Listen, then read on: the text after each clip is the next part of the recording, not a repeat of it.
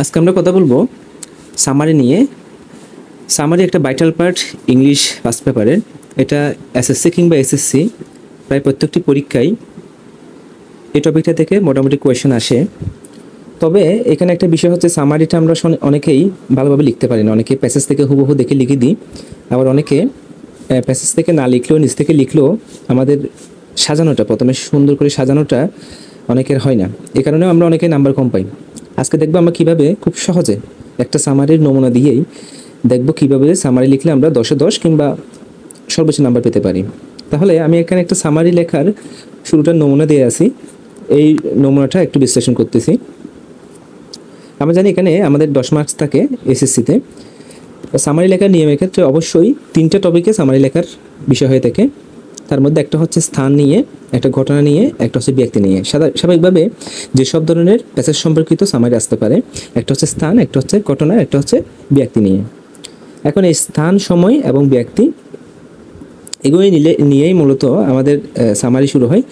তাহলে যদি একটা সামারি আসে তাহলে আমাদের শুরুতে আমরা এইভাবে লিখব যে this is the passage which has been discussed about টপিকের নাম। অর্থাৎ এখানে এই যে টপিকের নামটা লিখব, অর্থাৎ পরীক্ষায় প্রশ্ন যে প্যাসেজটা দেওয়া থাকবে সেই প্যাসেজের নাম। যদি নেলসন ম্যান্ডেলা থাকে নেলসন ম্যান্ডেলার নাম লিখব, কিংবা কোনো এনভায়রনমেন্ট পলিউশন নিয়ে থাকলে এনভায়রনমেন্ট পলিউশন নিয়ে লিখব, এই বিষয়গুলাই। এরপরে আমরা যদি একটু দেখি, তারপর আমরা লিখব দ্বিতীয় লাইন। তাহলে প্রথম লাইন এটা লিখব, লেখার পরে দ্বিতীয় লাইন আমরা লিখব it gives us a multidimensional conception about it, her, him অথবা টপিকের নাম।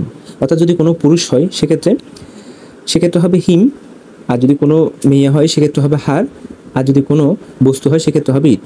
অথবা আমরা চাইলে পুরো টপিকের নামটা লিখে দিতে পারি। এরপর আমরা যদি দেখি দ্য রাইটার, এরপর লাইনটা হবে the writer of the above passage describes that. প্যাসেজের নামটা আমরা সরাসরি লিখে দিতে পারি, অথবা প্যাসেজ থেকে সরাসরি 3 থেকে 4টে লাইন আমরা লিখে দিতে পারি। এখন কথা হচ্ছে প্যাসেজ থেকে আমরা 3-4টে যে লাইন লিখবো, সে 3-4টে লাইন কোন 3-4টে লাইন হতে পারে। সেখান থেকে আমরা প্যাসেজ থেকে আগে বাছাই করব যে কোন লাইনগুলো আমাদের সবচেয়ে ইম্পর্ট্যান্ট, সেই লাইনগুলো আমরা দেওয়ার চেষ্টা করবো যাতে প্যাসেজটা সমৃদ্ধ হয়। এখন একটু কথা বলি, আসলে সামারি জিনিসটা কি? সামারি জিনিসটা হচ্ছে একটা প্যাসেজ দেওয়া থাকবে, প্যাসেজ যদি 12 লাইন দেওয়া থাকে, এই 12 লাইন থেকে আমাদের সামারি করে 3 ভাগের 1 অংশ করতে হবে, অর্থাৎ 4 লাইন লিখতে হবে। অর্থাৎ একটা প্যাসেজ যদি 12 লাইন দেওয়া থাকে তখন আমাদের আনসার করতে হবে 4 লাইন। মানে আমি বোঝাতে চাচ্ছি 3 ভাগের 1 অংশ, অর্থাৎ সামারি লিখতে হয় 3 ভাগের 1 অংশ করে। তো 3 ভাগের 1 অংশ মানে আমাদের যদি প্যাসেজটা হয় 12 লাইন, আমরা লিখবো 4 লাইন। প্যাসেজটা যদি 15 লাইন হয় এক্ষেত্রে আমরা লিখবো হচ্ছে 5 লাইন। প্যাসেজটা যদি 20 লাইন হয় আমরা এক্ষেত্রে লিখবো প্রায় 4 line, 5 line plus 6 line plus. এভাবে করে আমরা লিখবো, অর্থাৎ 3 ভাগের 1 ভাগ অংশ করে লিখবো। তবে আমরা আইডিয়া অনুযায়ী সর্বোচ্চ যেহেতু প্যাসেজগুলো আমাদের বেশি বড় হয় না, সেক্ষেত্রে আমরা 3 থেকে 4 লাইন মাঝখানে লিখবো। এখানে আমরা কয়েক লাইন লিখলাম, 1 লাইন, 2 লাইন, 3 লাইন। এরপর প্যাসেজ থেকে 3 থেকে 4 লাইন লিখবো। এভাবে আমরা মোটামুটি প্যাসেজটা শেষ করবো। প্যাসেজটা যাতে বেশি বড় হয়ে না যায় সেভাবে আমরা লিখার চেষ্টা করবো। যতটুকু সংক্ষিপ্ত করা যায়, যতটুকু সংক্ষিপ্ত লেখার মধ্য দিয়ে আমাদের প্যাসেজটা লেখা যায়, এটাই হচ্ছে কথা। প্যাসেজ অনেকটা বড় হয়ে গেলে, সামারিটা যদি অনেকটা বড় হয়ে যায় সেক্ষেত্রে নাম্বার পাওয়া খুব দুষ্কর হবে, কারণ প্যাসেজ থেকে সামারি করতে পারছে। সামারি মানে সংক্ষিপ্তভাবে লেখা, অর্থাৎ একটা প্যাসেজকে পুরো বড় প্যাসেজটাকে ছোট করে সামারি করে বলা। এক্ষেত্রে আমরা যদি আবার বড় করে লিখে ফেলি সেক্ষেত্রে আমরা ভালো মার্কস পাবো না। আমাদের বলা হয় যে সামারি প্যাসেজ থেকে সামারি করার জন্য, প্যাসেজ থেকে যত শর্টকাটে লেখা যায়, যত কম লেখার মধ্য দিয়ে মূল প্যাসেজটা বর্ণনা করা যায় সেভাবে লেখার জন্য। এখন আমরা অনেকেই 1 পেজ বা 1.5 পেজ লিখে ফেলি, এক্ষেত্রে আমরা নাম্বার 0 পাই। তাহলে আমাদের লিখতে হবে যতটুকু সম্ভব ছোট এবং ইনফরমেশন যাতে সব কিছুই থাকে ওইভাবেই লিখতে হবে। এখন আমরা একটা প্যাসেজ আনসার করে দেখব যে আসলে কীভাবে প্যাসেজ থেকে আমরা সামারিটা করতে পারি যাতে আমরা ফুল মার্কস পেতে পারি, সেটা এখন দেখতে যাব। এখন আমরা দেখব একটা সামারি। আমি একটু পরে আপনাদের প্যাসেজটা দেখাবো। এখানে প্যাসেজটা সামারিটা আমরা কীভাবে করলাম দেখেন। শুরুতে আমরা লিখা হচ্ছে this is the passage which has been discussed about Nelson Mandela. It gives us a multidimensional conception about him. The writer of the passage about describes that. এখন এরপরে আমরা এই যে আমি লাল কালার দিয়ে একটু আইডেন্টিফাই করে দিয়েছি, এখান থেকে 3 থেকে 4টে লাইন লিখেছি, 3 থেকে 4টে লাইন প্যাসেজ থেকে লিখেছি। অর্থাৎ এখানে আসলে চেঞ্জ হয়েছে কোথায়, আমি এখানে লাল কালার দিয়ে দিয়েছি নেলসন ম্যান্ডেলার নামটা আমরা প্যাসেজ থেকে এনেছি।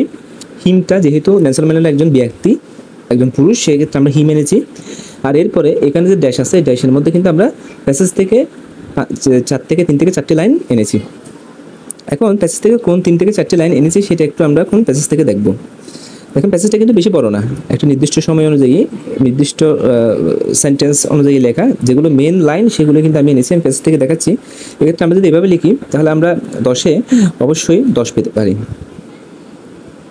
তাহলে একটু প্যাসেজটা দেখি। তাহলে প্যাসেজটা হচ্ছে ঠিক এইটাই।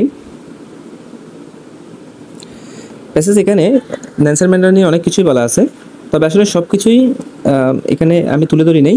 আমি এখানে আন্ডারলাইন করে দিয়েছি, এই যে নিচে এইভাবে আন্ডারলাইন করা আছে, সেই লাইনগুলোকে আমি এখানে তুলে ধরেছি। এগুলো আমার কাছে খুব গুরুত্বপূর্ণ বলে মনে হয়েছে, সেগুলো আমি এখানে এই সামারির মধ্যে এনেছি। অর্থাৎ এই যে আন্ডারলাইন করা, এখানে কালো কালারের আন্ডারলাইন করা দাগ দেওয়া আছে, দেখেছেন এখানে এই কালো কালারের আন্ডারলাইন করা দাগগুলোই কিন্তু এই যে এখানে এনার চেষ্টা করেছি, যেখানে আমি আবার এখানে লাল কালার আন্ডারলাইন দিয়েছি। মোট কথা হচ্ছে, যদি কারো একটু আগ্রহ থাকে তাহলে এই প্যাসেজটা একটু পরে এই সামারিটা যদি একটু পড়তে পারা যায় তাহলে এটা খুব সহজে আনসার করতে পারা যাবে বলে আমার মনে হয়। এভাবে যদি এই সামারিটার প্র্যাকটিস করার পরে এবং অন্যান্য কয়েকটা যদি সামারি প্র্যাকটিস করা যায়, আর যদি এই সামারির নমুনাটা যদি মুখস্থ করা যায়, এই নমুনা অনুসারে যদি প্যাসেজ লিখে যায়, তাহলে আমার মনে হয় অবশ্যই 10-এ 10 কিংবা ভালো একটা মার্কস পাওয়া সম্ভব হবে। ধন্যবাদ সকলকে।